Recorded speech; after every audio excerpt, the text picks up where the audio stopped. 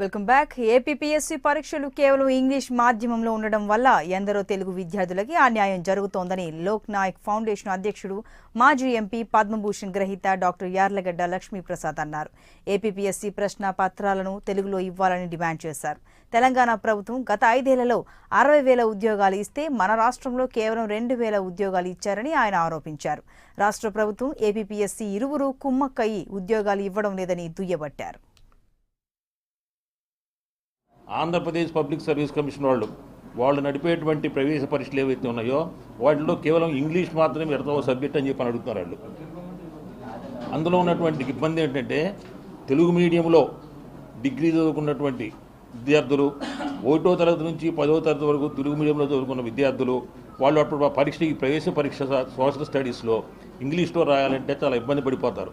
దీని మీద వెంటనే తక్షణం చర్య తీసుకుని తెలుగులో కూడా ప్రత్యామ్నాయంగా పరీక్ష రాయడానికి అవకాశం కల్పించాలని కోరుతున్నాం. తెలంగాణ ప్రభుత్వం గత 5 సంవత్సరాల్లో గ్రూప్ 1 దగ్గర నుంచి గ్రూప్ 4 వరకు 40,000 ఉద్యోగాలు ఇచ్చారండి. 20,000 టీచర్ల పోస్టులు ఇచ్చారు. కానీ మన రాష్ట్రంలో మాత్రం ఆంధ్రప్రదేశ్ పబ్లిక్ సర్వీస్ కమిషను కేవలం 1,600 ఉద్యోగాలు మాత్రం ఇచ్చారు. అదేవిధంగా తెలంగాణ వాళ్ళు 14,000 పోలీసు ఉద్యోగాలు ఇచ్చారు. ఆంధ్రప్రదేశ్ వారు 4,000 ఉద్యోగాలు మాత్రం ఇచ్చారు. అంటే తెలంగాణ పబ్లిక్ సర్వీస్ కమిషన్ ఉన్నటువంటి యాక్టివ్గా ఆంధ్రప్రదేశ్ పబ్లిక్ సర్వీస్ కమిషన్ లేదు. లేకపోగా ఇటువంటి అవకతవక పనులు చేసి ఇంగ్లీష్లోనే పరీక్ష రాయాలని చెప్పని ఆ సోషల్ స్టడీస్ పేపరు పిల్లలను చాలా ఇబ్బంది పెడుతున్నారు. కాబట్టి అందరం మేల్కొని మనందరం కూడా